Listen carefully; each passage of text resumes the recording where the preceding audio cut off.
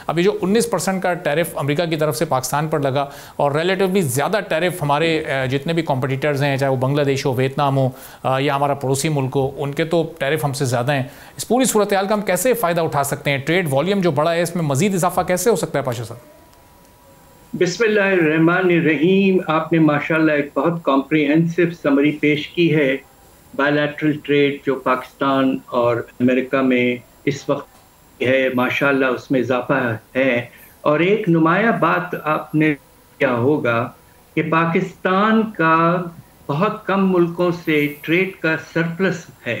البتہ ایک ایسا ملک ہے یو ایس اے جس کے ساتھ ہمارا ایک نمایاں طور پر ٹریڈ سرپلس ہے، تقریباً 3 سے بھی زیادہ ارب ڈالر کا سرپلس ہے.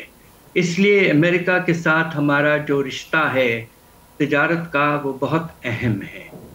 اب آپ اس بات پہ آ جائیے کہ جو ٹیرفز اناؤنس کیے ہیں پریزیڈنٹ ٹرمپ کے پالیسیز کے تحت، اس میں پاکستان کو 19% کا ٹیرف کہا گیا ہے، اور بنگلہ دیش، ویتنام وغیرہ بہت ہم سے قریب ہیں 20% کے لگ بھگ.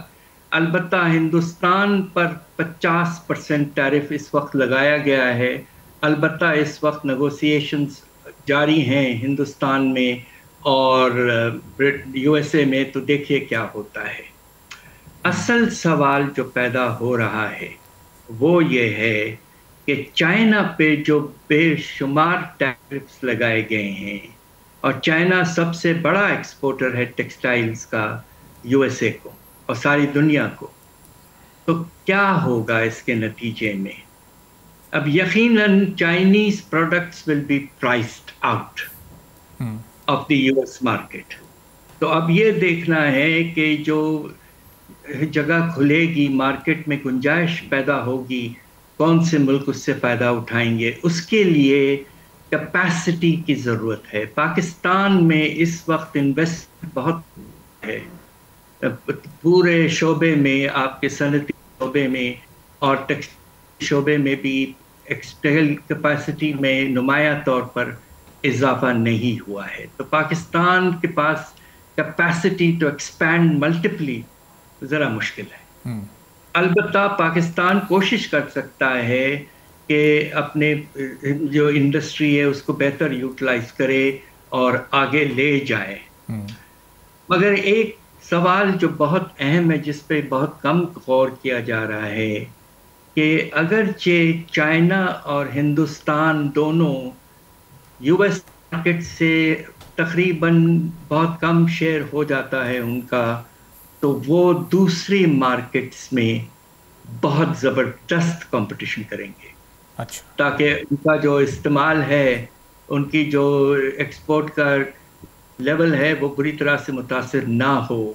تو یورپین یونین، مڈل ایسٹ وغیرہ ایسے بڑے مارکیٹس ہیں، تقریباً دنیا کا 80% مارکیٹ جو ہے ٹیکسٹائلز کا وہ یو ایس اے سے باہر ہے. تو وہاں زبردست کمپٹیشن ہوگی کہ وہاں ٹیرفز تو وہی رہیں گے جو پہلے تھے جی. اور اب جو ہوگا کہ چائنا خاص طور پہ will be very aggressively marketing, اور خاص طور پہ یورپین یونین وغیرہ میں آپ دیکھیں گے کہ پاکستان کا جو مارکیٹ شیئر ہے وہ کہیں خدا نہ خواستہ وہاں زیادہ کم ہو جائے بنسبت یو ایس اے میں کچھ بڑھے گا. تو ہمیں یہ بات بھولنا نہیں چاہیے. ہمیں ایکسپورٹ کے کمپیٹیٹیونیس کو اسیوم نہیں کرنا چاہیے. ہمیں باقی دنیا کے ایکسپورٹس میں کمپٹیشن میں اضافہ ہوگا اور اس کے نتیجے میں پاکستان متاثر ہو سکتا ہے. لہٰذا ہمیں ایکسپورٹ پالیسی ایگریسو اب نہیں بنانی پڑے گی. سبسکرائب کریں اور بیل دبائیں تاکہ کوئی خبر رہ نہ جائے.